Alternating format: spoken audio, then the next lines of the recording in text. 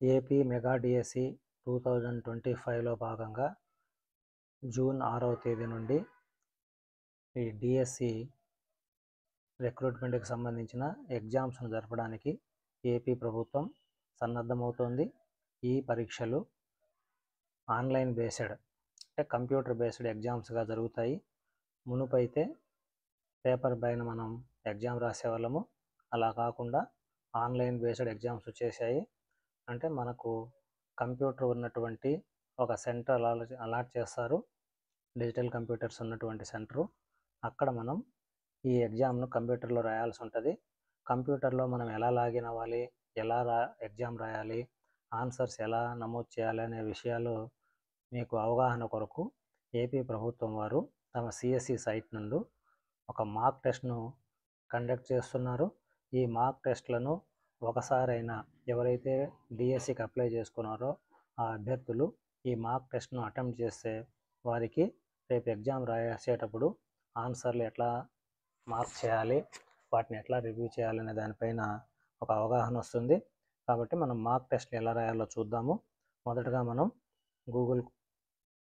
మొదటగా Google open చేసి csc.gov.ap.in అని టైప్ చేయాలి. టైప్ చేసి దానిపైన క్లిక్ చేస్తే మనకు డైరెక్టర్ ఆఫ్ స్కూల్ ఎడ్యుకేషన్ వారి హోమ్ పేజ్ ఈ విధంగా ఓపెన్ అవుతుంది.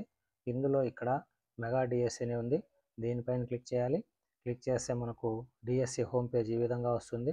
ఇందులో ఇక్కడ AP mega DSC 2025 mark test links are available అనే ఒక సెంటెన్స్ ఇక్కడ స్క్రోల్ అవుతుంది. దానిపైన క్లిక్ చేస్తే మనకు ఈ విధంగా టెస్ట్లన్నీ డిస్ప్లే అవుతాయి. ఇక్కడ ఎన్ని సబ్జెక్టులు అయితే అన్ని సబ్జెక్టులకు టెస్ట్లను ఉంచడం జరిగింది. టోటల్గా మొత్తం 39 రకాల టెస్టులకు ఇక్కడ మార్క్ టెస్ట్ నిర్వహిస్తున్నారు.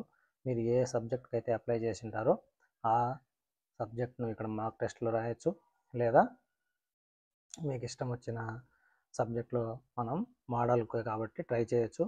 ఉదాహరణకు ఎస్జిటి ఎగ్జామ్స్ తీసుకుందాం. ఇక్కడ క్లిక్ హియర్ పైన క్లిక్ చేస్తే మనకి ఈ విధంగా ఇంటర్ఫేస్ వస్తుంది. ఇక్కడ మనం లాగిన్ కావాల్సి ఉంటుంది. ఎగ్జామ్ హాల్లో అయితే మీకు ఇన్విజిలేటరు ఇక్కడ యూజర్ ఐడి, ఇక్కడ పాస్వర్డ్ ఎంటర్ చేయాలి. యూజర్ ఐడి మన హాల్ టికెట్ నెంబర్ ఉంటుంది. పాస్వర్డ్ అనేది మీ ఎగ్జామ్ హాల్లో ఇన్విజిలేటరే మనకు చెప్తారు. అక్కడ లాగిన్ అవ్వాల్సి ఉంటుంది. ఇక్కడ మీ ఫోటో డిస్ప్లే అవుతుంది. లాగిన్ అయిన తర్వాత నేమ్ డిస్ప్లే అవుతుంది, చూసుకోవాలి. ప్రస్తుతానికి మనం లాగిన్ అవ్వలేదు. ఇక్కడ మార్క్ టెస్టే కాబట్టి డిఫాల్ట్గా యూజర్ ఐడి పాస్వర్డ్ వాళ్ళే ఇచ్చేసినారు. మనం సైన్ ఇన్ పైన క్లిక్ చేస్తే ఈ విధంగా హోమ్ పేజ్ ఓపెన్ అవుతుంది. ఇక్కడ ఇన్స్ట్రక్షన్స్ అన్నీ చదువుకొని మనం నెక్స్ట్ పేజ్ మీద కొట్టాలి. ఇక్కడ అన్నీ చదువుకున్న తర్వాత ఇక్కడ ఈ బాక్స్ పైన టిక్ చేయాలి, అంటే కండిషన్స్ మనం ఒప్పుకున్నామని. క్లిక్ చేసి ఐఆమ్ రెడీ టు బిగిన్ పైన క్లిక్ చేస్తే మనకి ఈ విధంగా ఎగ్జామ్ పేజ్ ఓపెన్ అవుతుంది. ఇక్కడ మీ యూజర్ ఐడి, మీ హాల్ టికెట్తో మీరు లాగిన్ అయితే కనుక ఇక్కడ మీ ఫోటో వస్తుంది. ఇక్కడ మీ పేరు డిస్ప్లే అవుతుంది, చూసుకోవాలి. ఎగ్జామ్ రాసేటప్పుడు మీ ఫోటో, మీ పేరు ఉంది అని ఈ రెండు వెరిఫై చేసుకున్న తర్వాత ఇక్కడ టైం, ఆ ఎగ్జామ్ రాయడానికి టైం ఎంతైతే కేటాయించారో ఆ టైం ఇక్కడ డిస్ప్లే అవుతూ ఉంటుంది. ఇది మార్క్ టెస్ట్ కాబట్టి మార్క్ టెస్ట్కు 40 మినిట్స్ ఇచ్చారు. 40 మినిట్స్ మాత్రమే ఉంది. మీరు మీ ఎగ్జామ్కు ఎంత టైం అయితే ఇచ్చారో ప్రభుత్వం వారు ఆ టైం ఇక్కడ డిస్ప్లే అవుతుంది, అది మీరు గమనించుకోవాలి. అదేవిధంగా ఈ టెస్ట్ ఎస్జిటికి సంబంధించి కాబట్టి ఇక్కడ ఎస్జిటి అని డిస్ప్లే అవుతుంది. దీంట్లో 5 సెక్షన్స్ ఉంటాయి. మొదటి సెక్షన్లో ఇక్కడ ఎగ్జామ్స్ క్వశ్చన్స్ ఎన్ని ఉన్నాయని ఉంది. 5 క్వశ్చన్స్ ఉన్నాయి మొదటి సెక్షన్లో.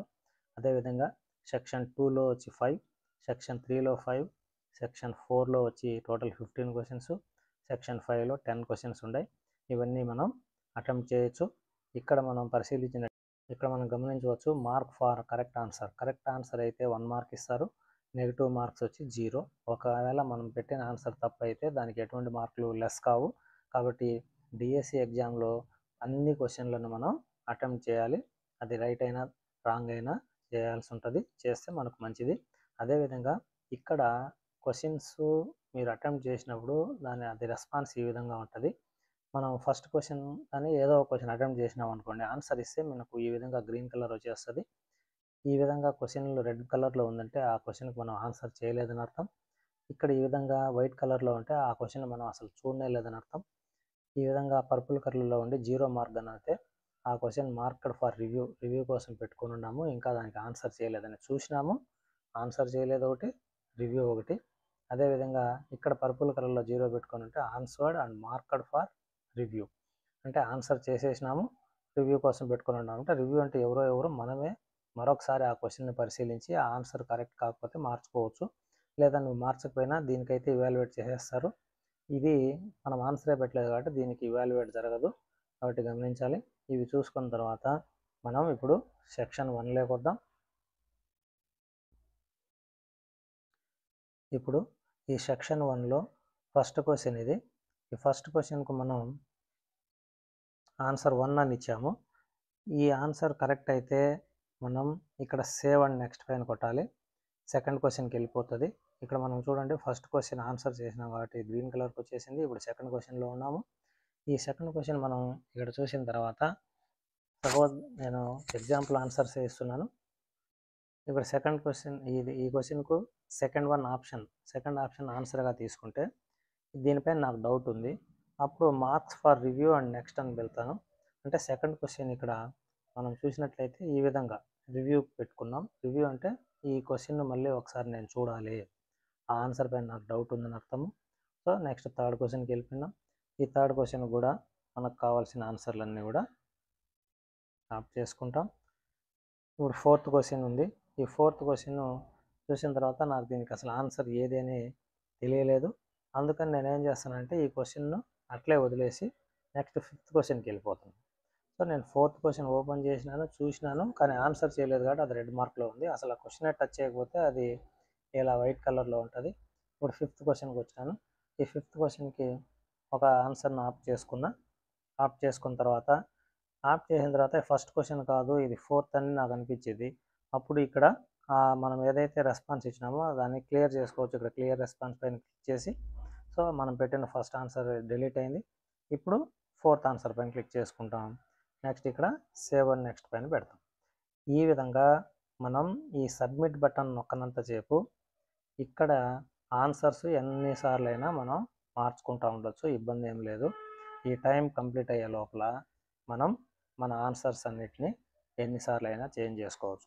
అలా అని మనం ఏదైతే ఆన్సర్ సబ్మిట్ చేసినామో వీటన్నిటిని ఓపెన్ చేసుకుంటా టైం వేస్ట్ చేసుకోవడం కానీ, లేకపోతే ఓపెన్ చేసిన తర్వాత కన్ఫ్యూజ్ అవ్వడం కానీ, కన్ఫ్యూజ్ అయ్యి వీటన్నిటిని మార్చడం కానీ చేయొద్దండి. మీకు పక్కాగా తెలిసిన ఆన్సర్ను ఒకసారి మార్క్ చేసేసి దాన్ని వదిలేయాలి. ఏదైతే రివ్యూ పెట్టుకున్నారో, ఏదైతే మీకు తెలియదని వదిలేసినారో ఆ క్వశ్చన్స్ మాత్రమే మనం అటెంప్ట్ చేసుకుంటూ వెళ్ళాలి. అనవసరంగా టైం వేస్ట్ చేసుకోవద్దు. కాబట్టి టైం మెయింటెనెన్స్ కూడా ముఖ్యంగా చూసుకుంటూ ఉండాలి. ఈజీ సబ్జెక్టు ముందుగా అటెంప్ట్ చేయండి, ఈజీ లేనివి లాస్ట్లో చూసుకోవచ్చు. ఈ విధంగా అన్ని క్వశ్చన్లకు మీరు ఆన్సర్ చేయాల్సి ఉంటుంది. ఈ విధంగా section 1, section 2, section 3, section 4, section 5లో ఉన్నటువంటి అన్ని క్వశ్చన్స్కు ఆన్సర్ చేసిన తర్వాత మనం ఒకసారి రివ్యూ చూసుకోవాలి. ఇలా సెక్షన్ 5లో కూడా నేను అన్ని ఆన్సర్లు చేశాను. అయితే ఇక్కడ 8th question 10th question answer చేయలేదు. అదేవిధంగా సెక్షన్ 1లో కూడా 4th క్వశ్చన్ ఆన్సర్ చేయలేదు.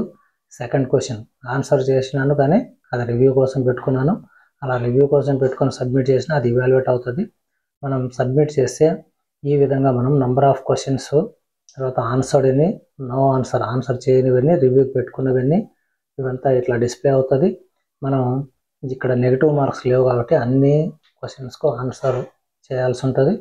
సో ఇక్కడ నో ఆన్సర్ ఇచ్చినవి కావచ్చు, లేదా ప్రివ్యూకి పెట్టినవి కావచ్చు, మనం ఒకసారి మళ్ళీ రీఓపెన్ చేసుకోవాలి. ఇక్కడ కింద మనకు ఎస్ అండ్ నో అని ఉంది. ఈ రెస్పాన్స్ ఇట్లా సబ్మిట్ చేయాలంటే ఎస్ అని, లేదంటే నో పైన క్లిక్ చేసి నో అని క్లిక్ చేస్తే మనం మళ్ళీ క్వశ్చన్ పేపర్లోకి వెళ్తాము.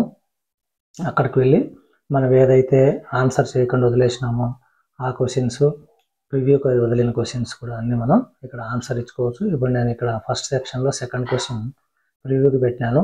ఇప్పుడు ప్రివ్యూ అవసరం లేదు, అదే ఆన్సర్ అనుకోండి, సేవ్ అండ్ నెక్స్ట్ కొడతా, అదే ఆన్సర్ మార్క్ అయిపోయింది. అదేవిధంగా 4th క్వశ్చన్ ఆన్సర్ ఇవ్వలేదు. ఇప్పుడు మనకు తెలిస్తే ఆన్సర్ ఇస్తాం, తెలియకపోతే ఏదో ఒక ఆన్సర్ ఇవ్వాలి. ఇస్తే మనకు అదే కరెక్ట్ అయితే కనుక మన మార్కులు వస్తాయి. ఇప్పుడు దాన్ని సేవ్ చేసి నెక్స్ట్ కొట్టినాను. అదే సో ఫస్ట్ సెక్షన్లో అన్ని క్వశ్చన్లు మార్క్ చేసినాం, సెకండ్ సెక్షన్లో అయినాయి, థర్డ్ సెక్షన్లో first question 4th question pending ఉంటాయి. ఫస్ట్ క్వశ్చన్కి ఆన్సర్ కూడా ఇచ్చినాం, అది ఇవాల్యుయేట్ అయిపోతుంది. కానీ ఆ మార్క్ తీసేసి సేవ్ అండ్ నెక్స్ట్ కొడితే అది కూడా సేవ్ అయిపోయింది. అదేవిధంగా 4th క్వశ్చన్ ఓపెన్ చేసి మనం ఆన్సర్ తెలిసి ఇవ్వచ్చు, లేకపోతే ఏదో ఒక ఆన్సర్ మార్క్ చేసుకుంటున్నాం. సేవ్ నెక్స్ట్ ఇవ్వాలి. అదేవిధంగా సెక్షన్ 4లో అన్నిటికీ మార్క్ చేసాం. సెక్షన్ 5లో 2 క్వశ్చన్స్ ఉన్నాయి. 7th and 8th questions. 7th క్వశ్చన్స్కి ఆన్సర్ ఉంది, అది నువ్వు మార్చకపోయినా అది ఇవాల్యుయేట్ అయిపోతుంది. అదేవిధంగా 8th క్వశ్చన్ మనం అటెంప్ట్ చేయలేదు. ఆ క్వశ్చన్ ఓపెన్ చేస్తాం. మనకు ముందు క్వశ్చన్ కావాలంటే ప్రీవియస్ పైన నొక్కాలి. ప్రెస్ చేస్తే మనకు దాని ముందు క్వశ్చన్ ఓపెన్ అవుతుంది. 7th, 6th, 5th ఈ విధంగా. లేదంటే డైరెక్ట్గా అక్కడ ఉన్నటువంటి క్వశ్చన్ నెంబర్ పైన క్లిక్ చేసినా మనకు డైరెక్ట్ ఆ క్వశ్చన్ అవుతుంది. 8th పైన నొక్కితే 8th క్వశ్చన్ వచ్చింది, దాన్ని మార్క్ చేసి సేవ్ నెక్స్ట్ కొడితే అన్ని క్వశ్చన్లకు మనం ఆన్సర్ చేసాం. ఇప్పుడు సబ్మిట్ పైన క్లిక్ చేయాలి. ఇప్పుడు ఈ విధంగా సబ్మిట్ పైన క్లిక్ చేస్తే మనకు రెస్పాన్స్ ఈ విధంగా వస్తుంది. ఇప్పుడు ఒక్కొక్క సెక్షన్లో ఎన్ని క్వశ్చన్లు అయితే ఉంటాయో అన్నిటికీ ఆన్సర్ చేసినట్టు చూపిస్తుంది. ఇక్కడ మనం ఓకే పైన క్లిక్ చేయాలి. ఈ ఓకే పైన క్లిక్ చేస్తే ఇక్కడ మన ఫీడ్బ్యాక్ అడుగుతుంది. కంప్యూటర్ బేస్డ్ ఎగ్జామ్స్ కాబట్టి, ఇప్పుడు మార్క్ టెస్ట్ కాబట్టి ఇక్కడ రెస్పాన్స్ అడుగుతుంది. అంటే ఒక్కొక్క క్వశ్చన్కు మేము ఇచ్చే పాయింట్స్ ఎన్ని అనేది ఇక్కడ మార్క్ చేయాలి. 4 ఇస్తావా, 3 ఇస్తావా, 2 ఇస్తావా, 1 ఇస్తావని. ఇట్లా చివరి క్వశ్చన్కి మాత్రం నేను ఓట్స్లో రాసి సబ్మిట్ చేయాలి. అదే మెయిన్ ఎగ్జామ్లో అయితే ఈ రెస్పాన్స్ షీట్ ఉండదు, అంటే ఫీడ్బ్యాక్ షీట్ ఉండకపోవచ్చు.